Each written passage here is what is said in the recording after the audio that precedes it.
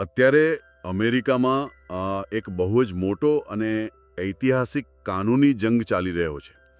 Meta અને YouTube જેવી વિશાળ ટેક કંપનીઓ અદાલતના કઠેડામાં છે. અને આ કોઈ સામાન્ય કેસ નથી? બિલકુલ નહીં. તેમના પર આરોપ એવો છે કે તેઓ જાણી જોઈને બહુ જ ગણતરીપૂર્વક યુવાનોને તેમના પ્લેટફોર્મ્સના બંધાણી બનાવી રહ્યા છે. સાચી વાત છે. અને આ આરોપો મુજબ આ પ્લેટફોર્મ્સની ડિઝાઇન જ એવી રીતે કરવામાં આવી છે જેના કારણે યુવાનોમાં એન્ઝાઇટી, ડિપ્રેશન અને ખાવાની બીમારીઓ જેવા પ્રશ્નો, મતલબ કે માનસિક સ્વાસ્થ્યના પ્રશ્નો કોઈ મહામારીની જેમ ફેલાઈ રહ્યા છે. હા, અને આ બહુ ચિંતાજનક છે. પણ જુઓ, આજની આપણી આ ઊંડાણપૂર્વકની ચર્ચાનો હેતુ કોઈનો પક્ષ લેવાનો કે આ કંપનીઓને દોષિત ઠેરવવાનો બિલકુલ નથી. તો પછી આપણે શેના પર ફોકસ કરીશું? આપણે આ આખા વિવાદની પૃષ્ઠભૂમિમાં જે વાસ્તવિક ન્યુરોસાયન્સ છે, એટલે કે મગજનું જે વિજ્ઞાન છુપાયેલું છે, તેને સમજવાનો પ્રયાસ કરીશું. આ વિશ્લેષણ માટે આપણે ધ હિન્દુના ઇન ફોકસ પ્રોગ્રામ અને જાણીતા મનોચિકિત્સક તથા ચેન્નઈ સ્થિત સ્નેહા સુસાઇડ પ્રિવેન્શન સેન્ટરના સ્થાપક ડોક્ટર લક્ષ્મી વિજયકુમાર દ્વારા પૂરી પાડવામાં આવેલી માહિતી પર આધાર રાખ્યો છે. બરાબર. તો ચાલો આને સમજીએ.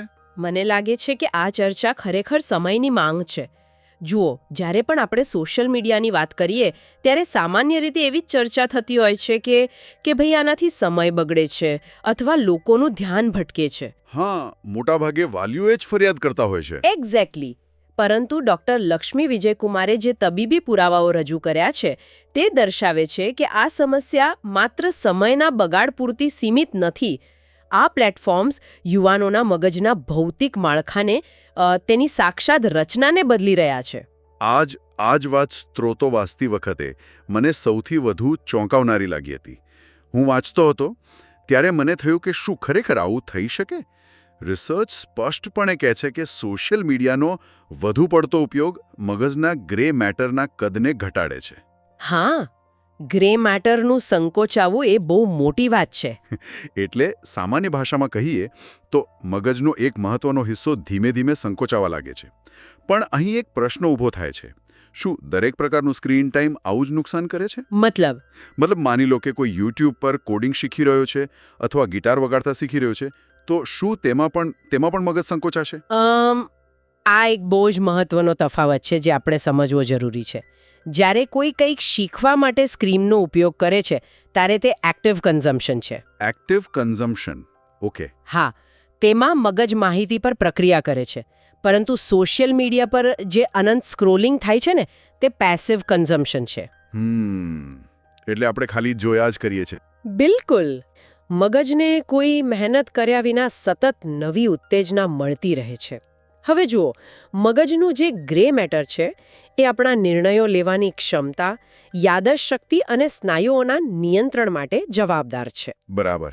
જ્યારે સતત પેસિવ સ્ક્રોલિંગ થાય છે ત્યારે મગજને આ કૌશલ્યો વાપરવાની જરૂર પડતી નથી.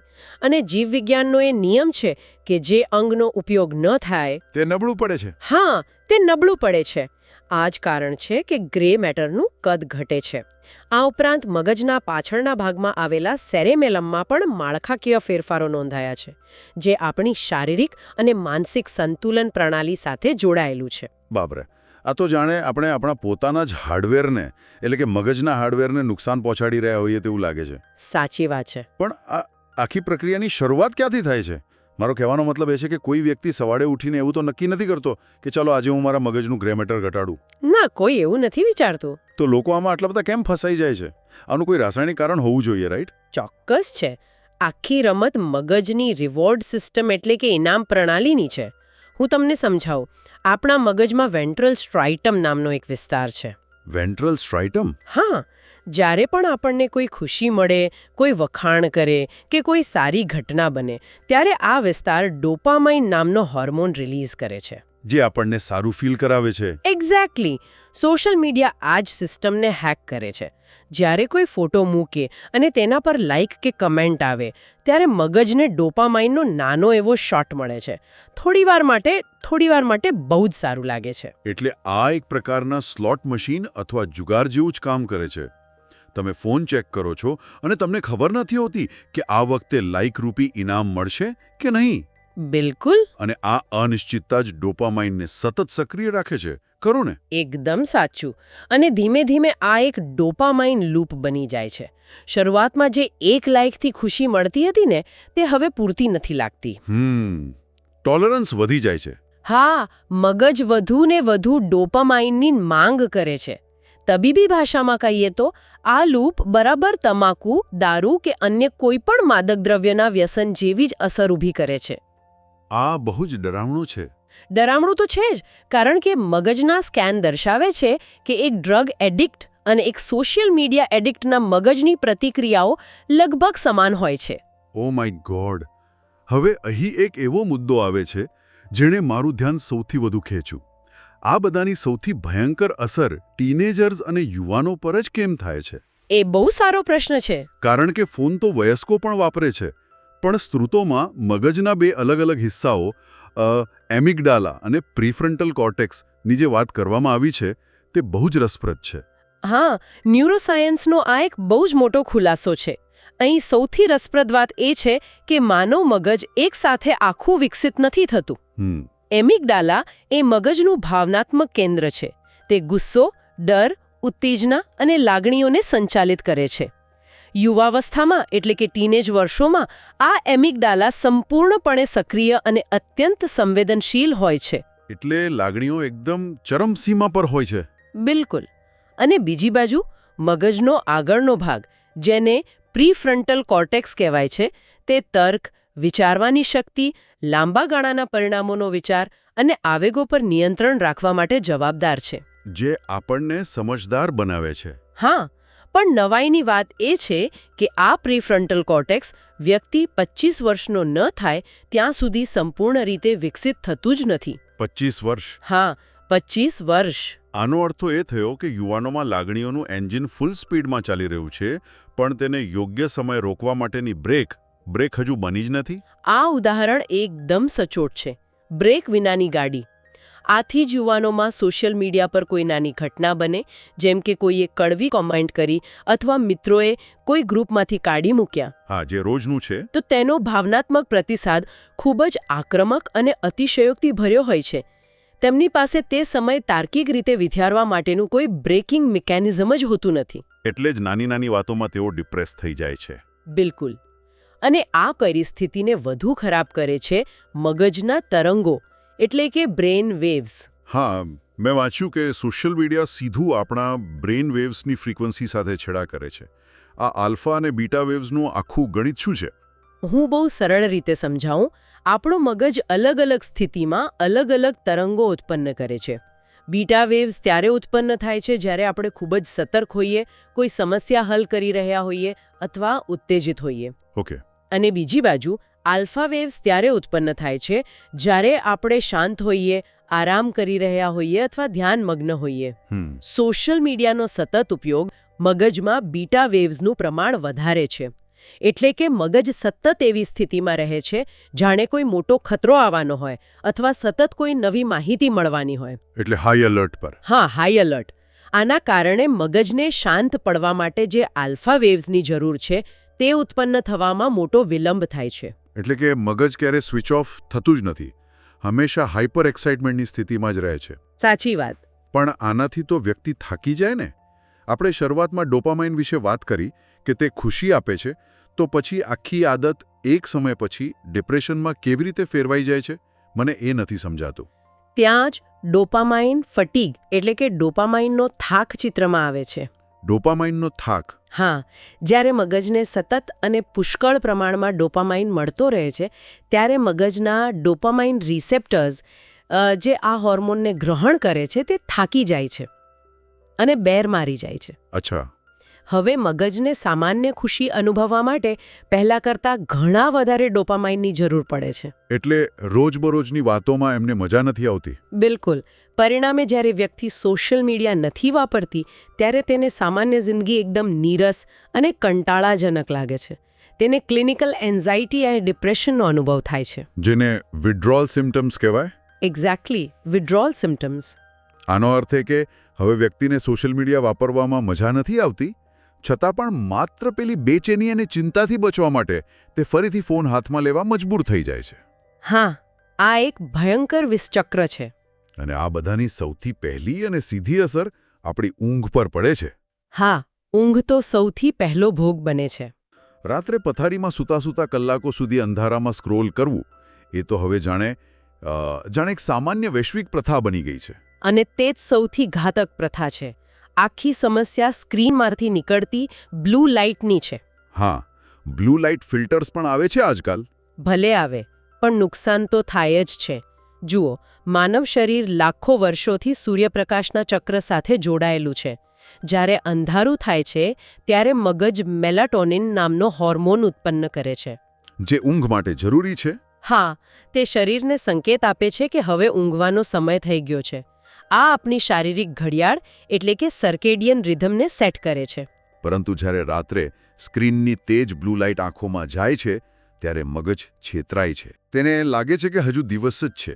બિલકુલ, અને તે મેલેટોનિન ઉત્પન્ન કરવાનું બંધ કરી દે છે. અચ્છા, સ્ત્રોતોમાં આ ઊંઘ અને શીખવાની પ્રક્રિયા વચ્ચેના સંબંધને સમજાવવા માટે ભૌતિકશાસ્ત્રના ક્લાસનું એક બહુ જ સરસ ઉદાહરણ આપવામાં આવ્યું હતું. તે એટલું સરળ અને સચોટ છે કે કોઈ પણ સમજી શકે. હા, ડૉક્ટર લક્ષ્મીનું એ ઉદાહરણ બહુ જ સરસ હતું. આ ઉદાહરણ સમજાવે છે કે ઊંઘ માત્ર આરામ માટે નથી, તે યાદશક્તિ માટે પણ જરૂરી છે. કેવી રીતે? માની લો કે કોઈ વિદ્યાર્થીએ આખો દિવસ મહેનત કરીને ભૌતિકશાસ્ત્રના ક્લાસમાં કોઈ નવો અને અઘરો કન્સેપ્ટ શીખ્યો. હવે આ માહિતી અત્યારે મગજની શોર્ટ ટર્મ મેમરીમાં છે. જ્યારે તે રાત્રે સારી ઊંઘ લે છે, ખાસ કરીને ડીપ સ્લીપમાં જાય છે, ત્યારે મેલેટોનિન આ શીખેલી માહિતીને મગજના કાયમી સંગ્રહસ્થાનમાં એટલે કે લોંગ ટર્મ મેમરીમાં મોકલવામાં મદદ કરે છે. એટલે ઊંઘ દરમિયાન ફાઇલો સેવ થાય છે. એક્ઝેક્ટલી. પરંતુ જો તે રાત્રે સોશિયલ મીડિયા વાપરે, ઊંઘ બગડે અને મેલેટોનિન પૂરતો ન બને તો આખી સેવિંગની પ્રક્રિયા ખોરવાઈ જાય છે. ઓહ, એટલે મહેનત પાણીમાં. હા, બીજે દિવસે તે વિદ્યાર્થી ભલે ક્લાસમાં જાગતો હોય, પણ અગાઉના દિવસે શીખેલું મોટાભાગનું જ્ઞાન મગજમાંથી ભૂંસાઈ ગયું હોય છે. આ તો ખરેખર આંખો ખોલનારું છે. સ્ત્રોતોમાંના આંકડાઓ પણ કહે છે કે માત્ર 1 કલાકના વધારાના સોશિયલ મીડિયાના ઉપયોગથી ચિંતા અને ડિપ્રેશનમાં 18%નો જંગી વધારો થાય છે. હા, 18% બહુ મોટો આંકડો છે. પણ જુઓ, આ બધું માત્ર વ્યક્તિગત સ્તરે નથી થઈ રહ્યું. આની સામાજિક અસરો પણ એટલી જ ઊંડી છે. સાયબર બુલિંગનો મુદ્દો જ લઈ લો. સાયબર બુલિંગ એ બહુ ગંભીર સમસ્યા છે. લોકો ઓનલાઈન આટલા કઠોર અને નિર્દય કેમ બની જાય છે? વાસ્તવિક જીવનમાં તો તેઓ આવા નથી હોતા. એનું બહુ મોટું મનોવૈજ્ઞાનિક કારણ છે. કારણ કે ઓનલાઈન દુનિયામાં માનવીય સંવાદનો સૌથી મોટો હિસ્સો ગાયબ હોય છે. અને તે છે નોન વર્બલ ક્યુઝ. હા, નોન વર્બલ ક્યુઝ એટલે કે ચહેરાના હાવભાવ અને અવાજનો ટોન. વાસ્તવિક જીવનમાં જ્યારે કોઈ કડવી વાત કહે અને સામેવાળી વ્યક્તિ રડવા લાગે કે ઉદાસ થઈ જાય, ત્યારે આપણા મગજના મિરર ન્યુરોન્સ તે આપણને સહાનુભૂતિ અનુભવ કરાવે છે અને આપણે અટકી જઈએ છીએ. હા, આપણને ખરાબ લાગે છે. પણ સોશિયલ મીડિયા પર આ ફીડબેક લૂપ હોતો જ નથી. કોમેન્ટ કરનારને ખબર જ નથી હોતી કે સામે બેઠેલી વ્યક્તિ પર શું વીતી રહી છે. પરિણામે સહાનુભૂતિનો સંપૂર્ણ અભાવ જોવા મળે છે. અને આ નિર્દયતાની સાથે સાથે બીજી એક બીમારી વકરી રહી છે, એટેન્શન ડેફિસિટ ડિસઓર્ડર એટલે કે એડીડી. સતત બદલાતું કન્ટેન્ટ મગજને એક જગ્યાએ સ્થિર થવા જ નથી દેતું. 1 સેકન્ડમાં કોઈ ડાન્સનો વિડીયો ચાલી રહ્યો હોય, બીજી જ સેકન્ડમાં દુનિયાના કોઈ ખૂણે થયેલા બોમ્બ બ્લાસ્ટના સમાચાર આવે અને ત્રીજી સેકન્ડમાં કોઈ કોમેડી ક્લિપ આવે. આ સતત બદલાતા સંદર્ભો, જેને આપણે કોન્ટેક્સ્ટ સ્વિચિંગ કહીએ છીએ, તે મગજ માટે અત્યંત થકવનારા હોય છે. મગજને એક લાગણીમાંથી બીજી લાગણીમાં જવા માટે સમય જોઈએ છે, જે તમને મળતો નથી. સાચી વાત છે. જ્યારે બાળકો સતત આ રીતે કન્ટેન્ટ બદલતા રહે છે, ત્યારે તેમની ધ્યાન કેન્દ્રિત કરવાની ક્ષમતા લગભગ શૂન્ય થઈ જાય છે. જો તેમને વાસ્તવિક જીવનમાં આવી સતત બદલાતી ઉત્તેજના ન મળે, તો તેમનું ધ્યાન તરત જ ભટકી જાય છે. ધ્યાન ભટકવું એ તો માત્ર એક શરૂઆત છે. પણ મેં સ્ત્રોતોમાં વાંચ્યું કે જ્યારે આ જ બાળકોનું ધ્યાન કોઈ નકારાત્મક બાબત પર ચૂંટી જાય છે, ત્યારે તે સીધો તેમની લાગણીઓ પર હુમલો કરે છે. હા, અને આ બહુ ભયાનક છે. સ્ત્રોતોમાં આપેલી પેલી સ્કૂલ પિકનિકવાળી ઘટના ખરેખર હૃદયસ્પર્શી હતી. હા, તે સાંભળીને કોઈને પણ દુઃખ થાય. એક નાની છોકરી સ્કૂલ પિકનિક પર જાય છે. તે અને તેની મિત્ર બંને એક જગ્યાનો એક સરખો ફોટો પાડીને સોશિયલ મીડિયા પર મૂકે છે. હવે તેની મિત્રને 23 લાઇક્સ મળે છે અને આ છોકરીને 0 લાઇક્સ. અને તે છોકરી એટલી હદે હતાશ થઈ જાય છે કે તેને લાગે છે કે આખી દુનિયામાં કોઈ તેને પ્રેમ કરતું નથી. તે સ્કૂલે જવાની પણ ના પાડી દે છે. હા, આ એક વાસ્તવિક ઘટના છે. માત્ર થોડી લાઇક્સ ન મળવાને કારણે આવો ભયંકર વિચાર, આ કેવી રીતે શક્ય છે? હું સમજાવું. આ ઘટના દર્શાવે છે કે આંતરિક માન્યતા એટલે કે ઇન્ટરનલ વેલિડેશન અને બાહ્ય માન્યતા એટલે એક્સટર્નલ વેલિડેશન વચ્ચેનો તફાવત કેટલો મોટો છે. અચ્છા. અગાઉના સમયમાં બાળકોનો આત્મવિશ્વાસ વાસ્તવિક દુનિયાની સિદ્ધિઓથી બંધાતો હતો, જેમ કે રમતમાં જીતવું, સારું ચિત્ર દોરવું અથવા પરિવાર તરફથી મળતો પ્રેમ, જે તેમને અંદરથી મજબૂત બનાવતું હતું. હા, આ બધું આંતરિક મૂલ્ય ઊભું કરતું હતું. પરંતુ સોશિયલ મીડિયાએ આ આખી સિસ્ટમ બદલી નાખી છે. હવે વ્યક્તિનું મૂલ્ય એક અલ્ગોરિધમ અને અજાણ્યા લોકોની લાઇક્સ નક્કી કરે છે. અને જ્યારે બાહ્ય સ્વીકૃતિ નથી મળતી, ત્યારે વ્યક્તિનો આત્મવિશ્વાસ પત્તાના મહેલની જેમ તૂટી પડે છે. અને શું આ બાહ્ય માન્યતાની જરૂરિયાતમાં છોકરાઓ અને છોકરીઓ વચ્ચે કોઈ તફાવત જોવા મળે છે? મતલબ શું કોઈ એક વર્ગ વધુ પ્રભાવિત થાય છે?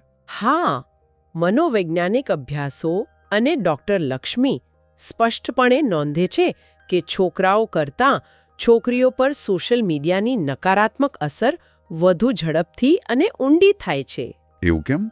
કારણ કે સમાજ અને ઉછેરના કારણે છોકરીઓ સામાજિક સ્વીકૃતિ અને સંબંધો પર વધુ ભાર મૂકતી હોય છે. તેઓ આ બાહ્ય માન્યતા સાથે વધુ જલ્દી જોડાઈ જાય છે. તેમના દેખાવ અને બોડી ઇમેજને લઈને વધુ સભાન બને છે. હા, પેલી બ્યુટી ફિલ્ટર્સવાળી વાત. બિલકુલ.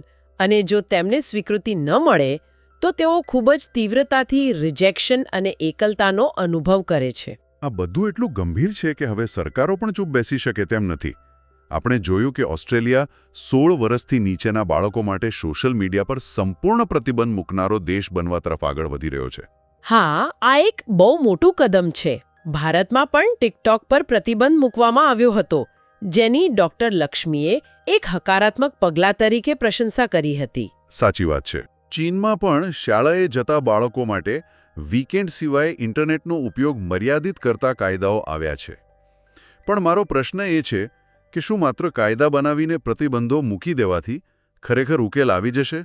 જો આપણે ઇતિહાસ અને સામાજિક વર્તનનું વિશ્લેષણ કરીએ તો કાયમી ધોરણે માત્ર પ્રતિબંધો ક્યારેય 100% સફળ રહ્યા નથી. બરાબર. કારણ કે ટેકનોલોજી હવે સમાજનું એક અભિન્ન અંગ છે. પરંતુ જો આપણે આને મોટા ચિત્ર સાથે જોડીએ તો ડૉક્ટર લક્ષ્મીનો મુદ્દો એ છે કે આપણે નાના અને કુમળા મગજો પર આ ટેકનોલોજીને કોઈપણ પ્રકારના ગાર્ડ રેલ્સ એટલે કે સુરક્ષાના પગલાં વિના જ છોડી દીધી છે. હા, જેમ શરૂઆતમાં કારમાં સીટ બેલ્ટ નહોતા. એક્ઝેક્ટલી. જ્યારે કારની શોધ થઈ ત્યારે સીટ બેલ્ટ કે સ્પીડ લિમિટ નહોતા. અકસ્માતો વધ્યા પછી આપણે નિયમો બનાવ્યા. અત્યારે આપણે એ જ તબક્કામાંથી પસાર થઈ રહ્યા છીએ. તો પ્રતિબંધો એ સમય માંગવાની એક રીત છે.